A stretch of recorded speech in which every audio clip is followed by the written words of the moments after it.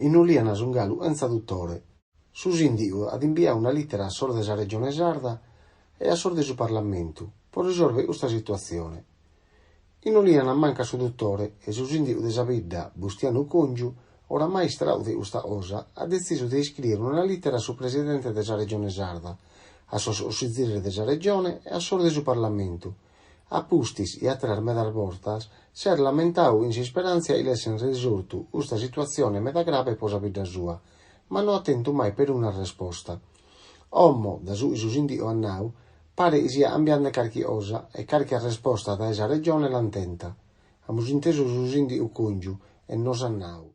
In bidda, dai su 31 del mese di gennaio, bada 1.500 persone si sono in dottore, che una che stanno in pensione, gallo non sta sostituita. Poi, su mese maggio, si è andato ad andare un altro dottore in pensione, e tenne da 1.500 persone, e quindi siamo a questa situazione. Su 2020 è morto un altro dottore, medar de gusto, si che sono andato in una dottoressa, i babbegni, una dottoressa baracca, e ha sostituito una sede dei 2016, ma su altri si sono arrangiando di cada maniera.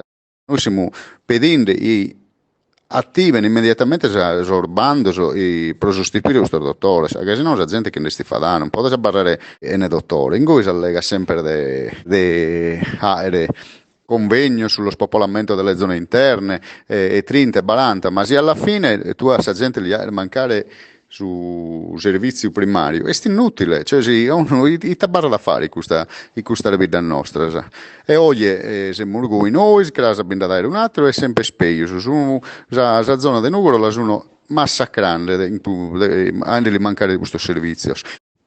Abbiamo mandato una lettera in tono su un po' più deciso rispetto a queste altre volte e pare che caricali uno si sia da i danni e non sa già motivo. La lettera noi abbiamo mandato sul Presidente della Regione, abbiamo mandato all'assessore, abbiamo mandato tutti sui consigli regionali, tutti sui parlamentari e che lì uno finalmente si è deciso a rispondere. Insomma, però, cose concrete, se ne stare qui e peleando la troppo, in promessa si possono arrivare a mani tue.